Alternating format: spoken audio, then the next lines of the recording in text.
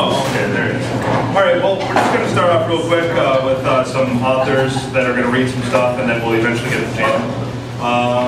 First up, we have Bryson Wayne, who's going to come up and play with the speakers to make them louder, possibly, if we need them.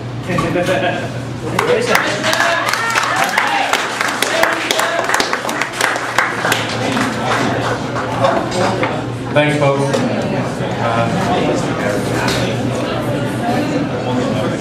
I don't think this needs to be any louder, do you guys? You hear it in the back? A little louder? How about now? All right. So I'm going to read a couple of short stories that I wrote. This first one is an animal story. And here we go. Well, it's called Playing Possum. Dinner was over, and so I pushed my chair back with a little groan. My wife, Annie, burped quietly into her napkin. We had spent the evening with the Marches, a couple who had only been our acquaintances before this dinner. We hadn't known them at all before tonight, and there was an awkward first dateness about the whole thing. The Marches made more money than we did, and therefore had nicer cars and took better vacations than we did.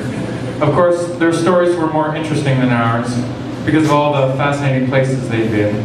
I could see that my wife had been somewhat charmed by Arthur March and his tales of safari in Kenya, etc. Yeah. Not to be outdone by her husband, Hildy March had somewhat charmed me by telling me a scandalous story about some of their traveling companions, and while careful not to implicate herself or her husband, there was a certain glee in the telling which disclosed their hand in the matter. We fell in love with the Marches a little bit that night, and it was probably for the best that we wouldn't see them again. Hildy was serving the coffee when my wife said, "Oh my," and holding her hand to her throat, "I don't mean to alarm you, but there's a giant rat outside your window." From where I was sitting, I could see that she was at least partly right. What appeared to be a giant rat was an opossum. It did have a long rat-like tail and a rattish nose, but with longer hair and without the sleek, sinister bearing of a rat. That, my dear, is not a rat. It is in fact not even a rodent, but is a Virginia opossum, a marsupial, said Arthur with authority. The opossum was eating cat food from a dish that had been placed there by Hildy for the March's own pet cat. Well, it certainly is as ugly as a rat, said my wife. Arthur laughed with a dash too much spirit and knew it when he stopped. My wife, being possessed with a wonderful comic timing and a coquettish naivete, which is not entirely genuine, smiled, while Hildy and I exchanged glances. There was a note of accusation in hers that I hoped was absent from mine. After all, I couldn't prevent my wife from smiling sweetly any more than Hildy could prevent Arthur from acting the charming, worldly gentleman. Each of us was constrained by our role, and yet managed to stretch it around our true selves, and further, to contort it, to reveal something nearer the truth. "Chase it away, Arthur," Hildy implored.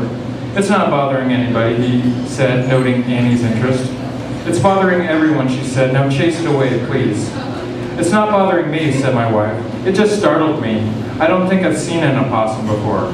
"You see," he said with satisfaction, "it's not bothering her. She is intrigued." We all stood by the dining room window watching the opossum eat the cat food. Hildy's disappointment was rising while other things slipped away. Arthur went on to explain to my wife the habits and nature of the Virginia opossum, Latin name Didelphis virginiana, as we all came to learn. The opossum was introduced to America via California. Its name comes from the Algonquin Wapathemwa, although I wasn't clear how. It has the uncanny ability to play possum, an ability which expresses a complete and devoted portrayal of death, even under mounting duress. Arthur presented these facts as though he had known them his whole life. One might have presumed that Arthur March had been raised by opossums.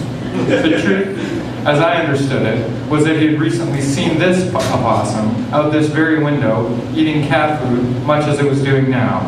He had done a little research, which was still fresh in his mind, and was now my wife's foremost expert in all things to do with the Virginia opossum in particular, and marsupials more generally.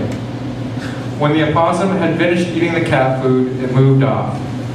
From where we were watching, we saw it make its way across the lawn and out to the curb. Under the streetlight it crossed when, with startling speed, a car roared out of the dark and straight at the opossum. The opossum was illuminated briefly as the car approached, and then hidden completely as the car drove over it. When the car had gone, the opossum rolled over and over. We all gasped. My wife squealed with excitement. "Is it dead?" "It must be," said Arthur.